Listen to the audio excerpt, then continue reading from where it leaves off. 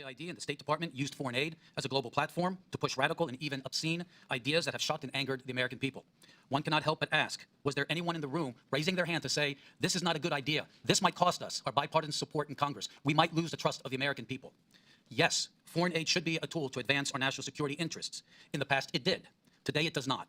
Frankly, it has been doing harm. While spending... Behind me, you'll see the Bayadar and Unlimited Friends Association, two groups in Gaza. Members of the Gazan charity Bayadar cozy up the senior members of the Hamas Politburo, like Abdul Salam Hania, the son of slaughtered Hamas leader Ismail Hania, credited as one of the planners of the October 7th attacks on Israel, which killed Israelis and American citizens. Meanwhile, UFA officials have called for their lands to be cleansed from the so-called, quote, impurity of the Jews. You'll see behind me 4 images, which don't just show members of Bayadar and UFA associating with members of Hamas, but also USAID officials, employees of the U.S. government, receiving awards because of their cooperation with these two Hamas-linked entities. The left's dark money network features George Soros and his Open Society Foundations, the Tides Foundation, and the network of nonprofits established by Arabella Advisors. These groups, which you can see on this chart, funnel cash to DEI, transgender, and climate alarmist causes, divisive issues that the Biden administration prioritized over addressing the concrete needs of the American people. The left's dark money network has deep ties to USAID, which has rightly received renewed scrutiny under Doge and after Elon Musk shined a light on it. While the Open Society Foundations has stated that it does not receive funds from USAID or direct USAID's spending, the Soros-founded nonprofit has a long history with USAID.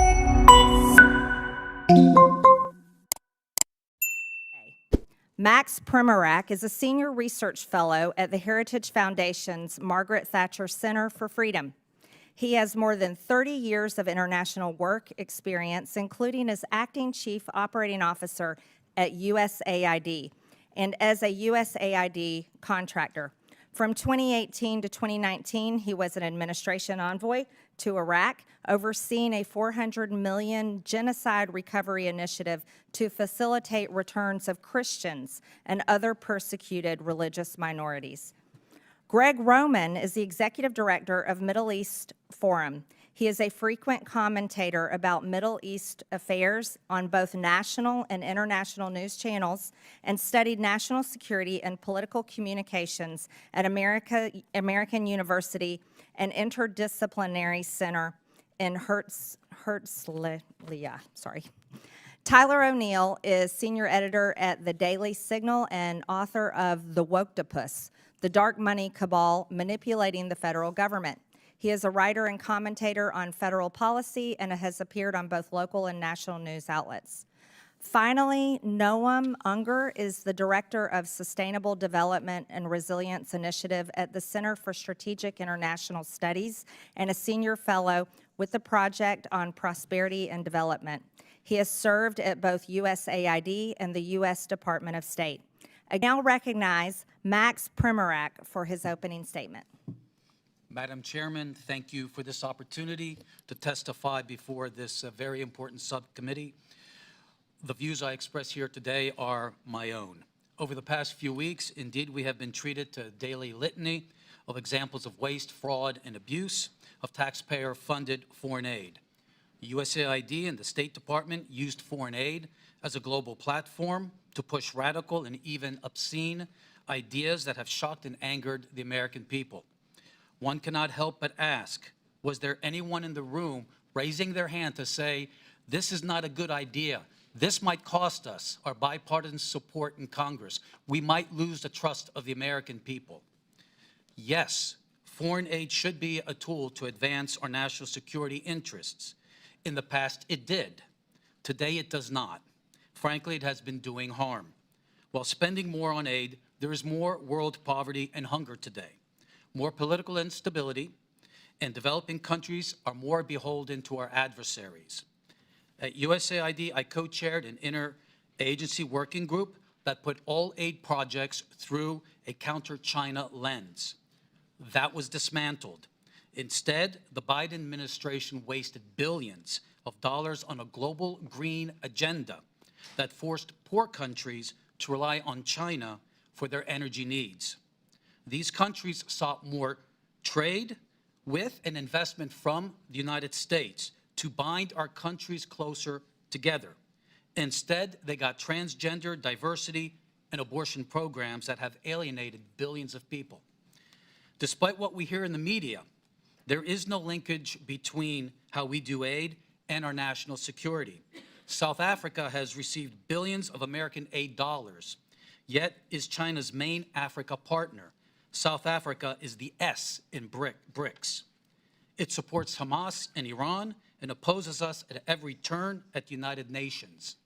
Last summer, Mozambique and Tanzania, other large aid recipients, conducted 2-week military exercises with the People's Liberation Army, expanding Communist China's power projection to the lip of our Atlantic Ocean.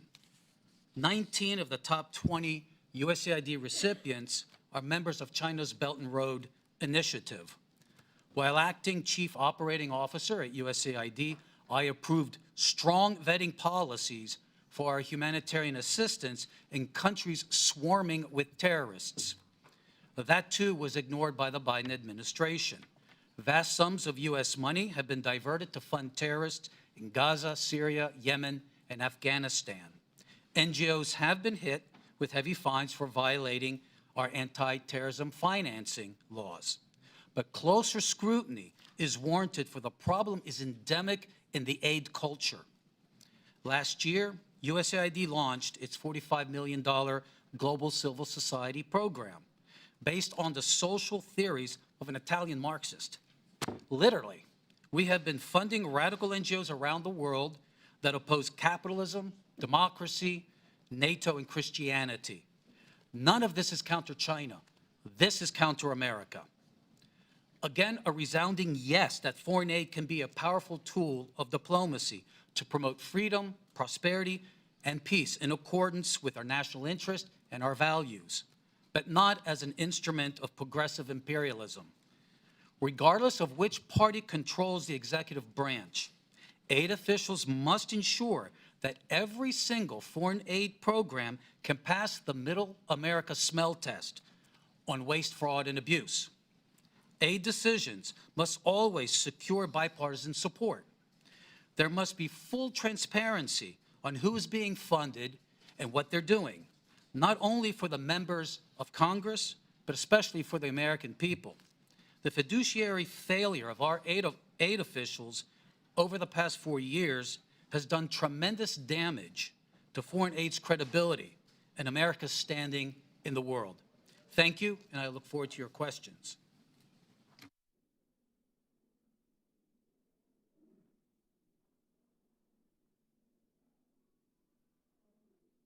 Thank you. I now recognize Greg Roman for his opening statement.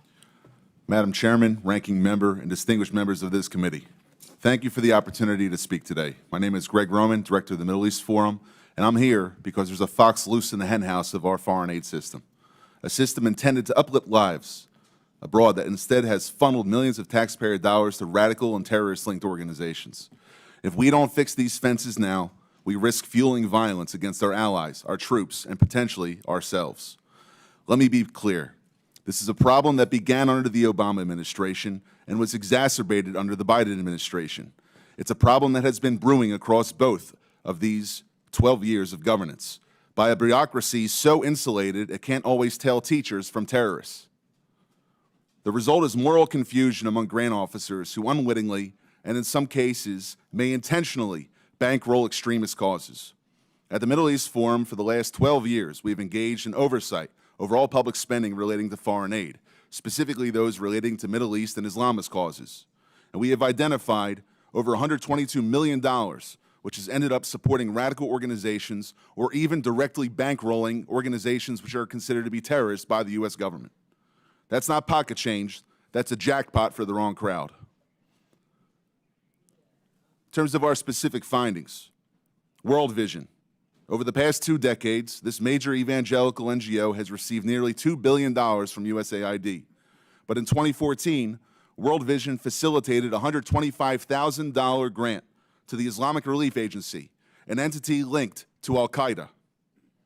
Even after a whistleblower raised red flags, USAID rammed through the funding, pressured by World Vision, Sudanese warlords, and even U.S. officials who lobbied to delist the terror organization. Helping Hand Relief and Development. In 2023, only 2 years ago, it received a $78,000 grant from USAID despite openly working with the terrorists who orchestrated the 2008 Mumbai massacre in India. Worse, the offer and grant came after the USAID Inspector General launched an investigation into a prior grant to the same group, the Jamal Trust Bank in Lebanon. USAID dollars helped pad the pockets of this financial institution, later designated by the U.S. Treasury Department as a terror sponsor for sponsoring Hezbollah. This was no mere oversight. It points to a broken system that handed cash to a future terror financing entity. Some graphical evidence. Behind me, you'll see the Bayadar and Unlimited Friends Association, two groups in Gaza. Members of the Gazan charity Bayadar cozy up to senior members of the Hamas Politburo, like Abdul Salam Haniya, the son of slaughtered Hamas leader Ismail Haniya, credited as one of the planners of the October 7th attacks on Israel, which killed Israelis and American citizens. Meanwhile, UFA officials have called for their lands to be cleansed from the so-called, quote, impurity of the Jews. You'll see behind me 4 images which don't just show members of Bayadar and UFA associating with members of Hamas, but also USAID officials, employees of the U.S. government, receiving awards because of their cooperation with these two Hamas-linked entities. You even have a Facebook post from a few years ago, which is the USAID office in Jerusalem celebrating their relationship with a Hamas entity. I can't find anything more disgusting. And as the ranking member said, we're looking for evidence. This is not a conspiracy. This is a U.S. government communication. Lastly, masking the money trail. Billions of dollars in USAID grants are lumped under miscellaneous foreign awardees, making it impossible for Congress, the media, or the public to track who's really getting the funds. According to public testimony in another hearing in this Congress, a portion of this money has ended up in the hands of al-Qaeda affiliates in Syria. How does this happen? The oversight conducted by USAID is as weak as a house of cards in a windstorm, like handing out cash in a dark alley and hoping it doesn't buy trouble. USAID's vetting system is archaic, relying heavily on self-reported data with no real-time checks or teeth. Primary grantees are entrusted to vet their own subcontractors, even when those grantees themselves might sympathize with radical causes. In places like Gaza or Sudan, groups with blatant extremist affiliations slip through because the so-called gatekeepers have no incentive or even an ideological desire to shut them out. This isn't a glitch. It's a feature of a broken system. And here's the kicker. It's a problem caused by bureaucrats now threatening American interests at home and abroad. It's not just about fraud, waste, and abuse. This is a threat to American national security and potentially criminal, and this committee should take action to ensure that the Department of Justice acts on it and does everything in Congress's power to not just investigate, but refer criminal actions to the proper authorities. Thank you.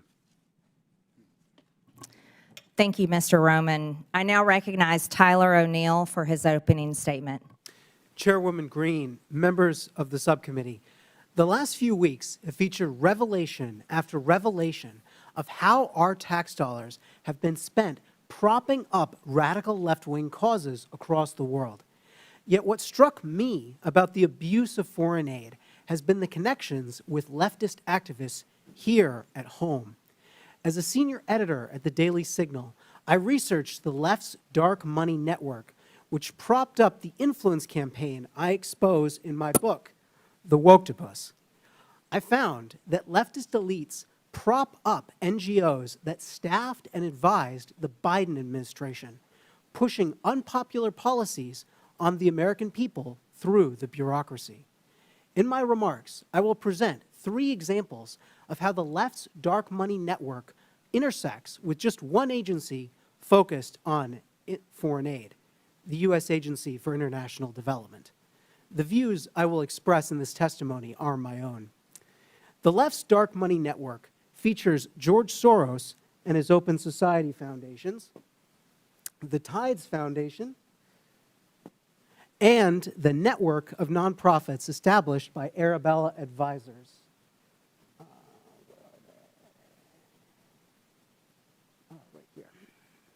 These groups, which you can see on this chart, funnel cash to DEI, transgender, and climate alarmist causes, divisive issues that the Biden administration prioritized over addressing the concrete needs of the American people. The left's dark money network has deep ties to USAID, which has rightly received renewed scrutiny under DOGE and after Elon Musk shined a light on it. While the Open Society Foundations has stated that it does not receive funds from USAID or direct USAID's spending, the Soros-founded nonprofit has a long history with USAID. In 2001, the Soros Foundations Network, which became Open Society, listed USAID among its donor partners. Open Society and USAID have jointly funded the Organized Crime and Corruption Reporting Project, a news outlet that attacked conservatives for, you guessed it, criticizing Soros. Open Society and USAID also jointly fund the East-West Management Institute. Among other things, the institute launched court changes in Albania that critics allege resulted in the prosecution of Albanian opposition leader Sali Berisha, silencing the opponent of the country's socialist prime minister. Open Society has hired at least 5 former USAID staff, including at least one high-level official who worked at USAID providing services amid political transitions in foreign countries. Former USAID Administrator Samantha Power met at least twice with Open Society leaders. USAID has directly funded a different organization in the left's dark money network, the Tides Center. The agency has awarded more than $27 million in grants to the center. You'll find the Tides Foundation right here.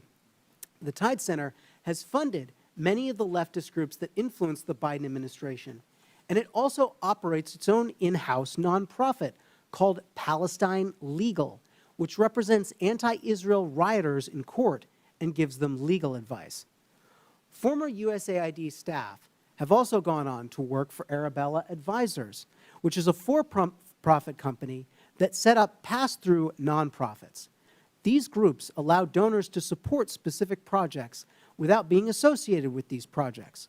One of the nonprofits, New Venture Fund, set up a secretive group called Governing for Impact. Even though Governing for Impact had existed for barely 2 years and did not appear in a Google search at the time, its leaders met with and advised top staff in the Biden administration, executive-level bureaucrats who oversaw the vast federal bureaucracy. Leaders at the Rockefeller Foundation, another funder in the left's dark money network, previously held roles at USAID, including the former administrator, who now serves as the foundation's president. Other USAID staff have gone on to work at the nonprofits that staffed and advised the Biden administration, including the Center for American Progress, the Human Rights Campaign, and the American Civil Liberties Union. Personnel is policy, and these connections between the left's influence campaign on the Biden administration and USAID reveal how woke elites have captured the enterprise of foreign aid. Thank you. Thank you. I now